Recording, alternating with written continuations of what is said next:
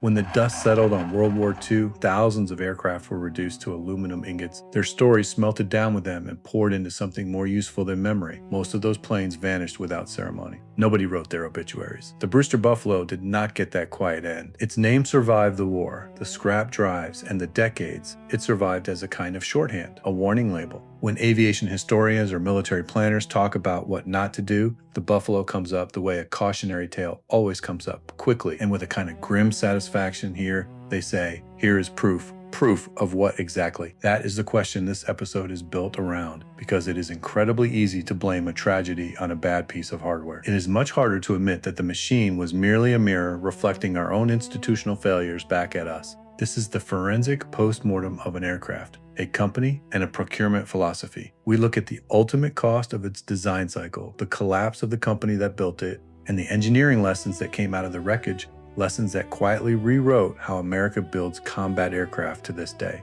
We start at the place the Buffalo's reputation went to die. You're watching World War II Air Command. June 4th, 1942, the Battle of Midway. If you look strictly at the casualty sheets from that morning, the Buffalo looks like an indefensible mistake. The numbers are brutal. VMF 221, the Marine Fighter Squadron tasked with defending the atoll, launched 25 aircraft, a mixed force consisting mostly of F-2A-3 Buffaloes alongside a few F-4, F-3 Wildcats, to intercept a Japanese strike force of approximately 108 planes. Of the fighters that launched, only about a third returned in flyable condition. Several pilots were killed in the opening minutes of the fight. The casualty sheets alone, though, do not explain the mechanics of the disaster. The scenario VMF 221 faced that morning was not simply a case of an inferior fighter meeting a superior one. It was a case of the wrong aircraft being assigned to exactly the wrong tactical mission at exactly the wrong moment in the war. VMF 221 had no altitude advantage, no favorable intercept geometry, and no time to gain either. They were ordered into a high-altitude interception against a strike package that outnumbered them more than 4-1. Before the technical failures of the aircraft even entered the equation, the mission parameters had already stacked the outcome against them. So when the verdict on the Buffalo was written by men who survived Midway and by the officers who debriefed them, it landed on the airplane, on the machine. It was easy to understand and easy to justify. The plane was a flying coffin, they said. It should never have been there. They were entirely right that the aircraft should never have been there. Assigning all the blame to the machine, though, missed the deeper failure entirely. The F-2A-3, the variant that flew at Midway, was not the same airplane that had impressed European buyers in 1939. It was a different beast entirely. By the time the F-2A-3 variant entered service, years of Navy change orders had added armor plating, self-sealing fuel tanks, a heavier engine, expanded internal fuel capacity, and a full suite of additional equipment that the original airframe was never designed to carry. The F-2A-1 had a gross weight of roughly 5,942 pounds. The F-2A-3 topped out at approximately 7,159 pounds. That is over 1,200 pounds of additional weight piled onto a fuselage that had not grown a single inch to accommodate it. What that weight penalty meant in practice was this: the Buffalo lost energy. Not just in the abstract sense, but in the specific, measurable, combat critical sense of energy retention. In the mathematics of aerial combat, energy is everything. A fighter that can retain speed through a turn and convert altitude to velocity in a dive is a fighter that can dictate the terms of an engagement. A fighter that bleeds energy through turns, that struggles to climb, or that cannot disengage at will, that fighter is not a combatant, it's a target. The A6M0 that VMF 221 faced on June 4th weighed approximately 5,313 pounds fully loaded. Against the bloated F-2A-3, the Zero held an enormous structural advantage. It climbed faster, it turned tighter, it retained energy through maneuvers that simply bled the Buffalo dry. The Buffalo's engine's performance degraded at the altitudes required for the intercept. The aircraft's already compromised climb rate meant that achieving any meaningful altitude advantage before contact was nearly impossible. Given the warning time available, the Marines who flew that morning fought with everything they had. The aircraft they flew could not meet them halfway. There is a specific kind of institutional death that happens to companies that fail the military in wartime. It is not a clean death. It is a slow, strangled unwinding where the government takes the keys and the company spends its remaining time trying to prove it still matters, and failing at that as well. When the military finally stepped in at Brewster clear the transition was not a corporate reorganization. It was a hostile takeover. By 1942, the Navy had lost patience with Brewster Aeronautical entirely. Production at their Long Island City and Newark plants had become a scandal. Aircraft were coming off the floor with defects that required extensive rework before they could be cleared for use. Delivery schedules had collapsed. The military had been absorbing excuses and promises from Brewster management for years while the war waited for nobody. Brewster had secured a license agreement to manufacture the Vought F-4U Corsair, one of the finest carrier fighters of the war. The opportunity should have been a lifeline. If Brewster could produce Corsairs at volume and at quality, the company had a path forward. The Navy needed Corsairs desperately. The math was there. However, as before, the execution was the F3A1, as Brewster's license-built Corsair was designated, came off the floor carrying the same DNA of manufacturing dysfunction that had plagued the Buffalo quality control remained inconsistent. Aircraft showed defects in assembly, in fit, and in finish, which were the exact same categories of failure that had defined Brewster's production record from the beginning. The problems were not random. They were systemic, which meant they were institutional and unfixable without dismantling and rebuilding the company from the floor up. The Navy reached a conclusion that any outside observer might have reached sooner. They banned Brewster's F3A1 Corsairs from carrier operations entirely. Aircraft that came off the Brewster floor were considered unfit for the most demanding environment in naval aviation. The Corsairs that other manufacturers built flew combat missions from carrier decks throughout the Pacific. The ones Brewster built did not. By late 1942, the company was a shell operating under military supervision, producing aircraft that its own customer would not trust in the most critical role. There was no recovery from that position. The assets were liquidated, the contracts transferred, and the Brewster Aeronautical Corporation ceased to exist as a functioning enterprise. The name survived in legal and historical records, but the company was finished.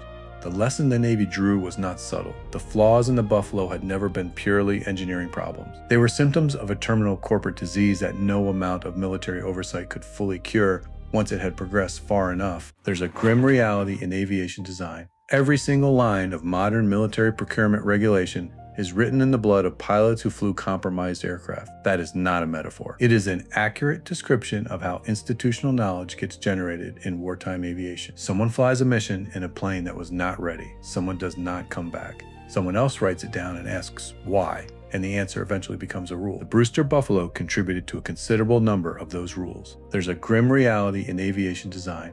Every single line of modern military procurement regulation is written in the blood of pilots who flew compromised aircraft.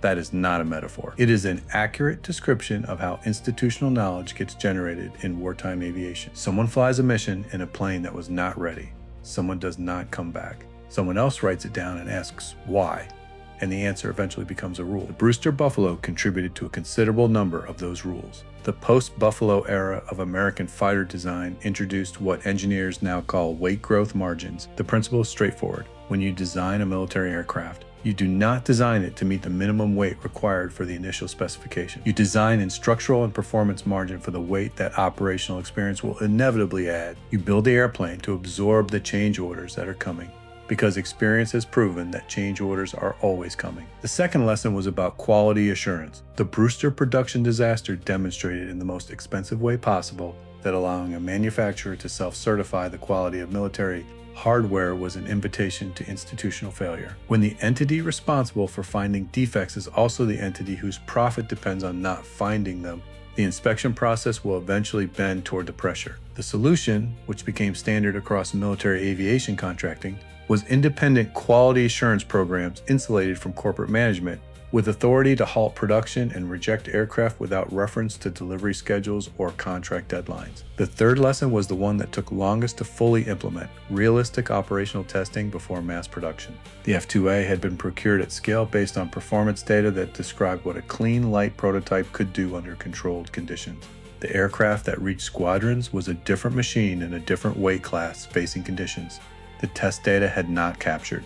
The requirement for thorough operational testing, including testing under conditions that actually resembled what combat would demand, became a cornerstone of post-war procurement. doctrine. You can see the shadow of these lessons in the aircraft that replaced the Buffalo in the Pacific. The Grumman F-6F Hellcat was not designed by engineers who were smarter than the people who designed the Buffalo. It was designed by engineers who had access to better information about what combat actually demanded and who operated inside a procurement system that had updated its rules based on what the Buffalo and other compromised aircraft had cost. The Hellcat was heavier than the aircraft it replaced, but its weight had been designed in from the beginning, not bolted on afterward. Its margins were real, and its quality came off the floor consistently. When the Hellcat met the Zero in 1943 and 1944, the technical balance flipped completely. The combat landscape changed, and the lessons bought at Midway were finally paid in full. Somewhere in the aluminum ingots that came out of American smelters at the end of the war, there are probably atoms that were once part of a Brewster Buffalo. Indistinguishable from the rest, they were melted down and poured into something that did not carry the weight of its own failures. The airplane is gone. The company is gone. The men who flew the F-2A and didn't return are also gone. What remains is the record, the engineering reports, the procurement audits, the test data, and the after-action analyses. The weight tables, the quality inspection logs, and the maintenance complaints filed by mechanics who knew something was wrong long before the casualty sheets confirmed it. These are the artifacts of an institutional failure that was recognized, documented, and corrected at genuine difficulty and genuine cost. The Brewster Buffalo was not a monument to incompetence. It was a monument to the gap between what an institution knows it should do and what it actually does when schedules are tight, money is short, and the pressure to deliver something, anything, outweighs the discipline required to deliver the right thing. That gap has not disappeared from military aviation or from any other high-stakes engineering domain. It never entirely will. What has changed is that we have a longer and better documented record of what that gap costs when it opens too wide. The Buffalo is part of that record. That is the reputation it deserved to carry. Not as a symbol of failure, but as a document of exactly how failure happened and exactly what it takes to close the distance between the airplane that was promised and the airplane that actually has to go to war.